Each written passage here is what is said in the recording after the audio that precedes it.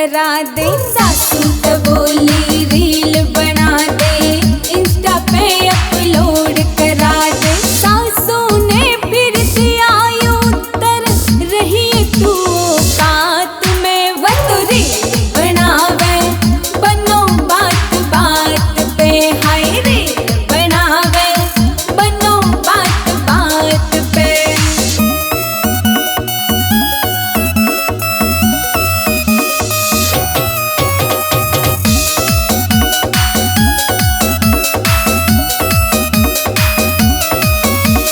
दूसरा कहे बहू पानी प्या दे, भीतर तय मेरे चश्मा ल्या दे। दूसरा कहे बहू पानी प्या दे, भीतर तय मेरे चश्मा ल्या दे। बहू ने दिया जवाब करारा, झूठा मेरे गात में। वो तो रील बनावे बनो बात बात पे, हाय रील बनावे बनो बात बात पे।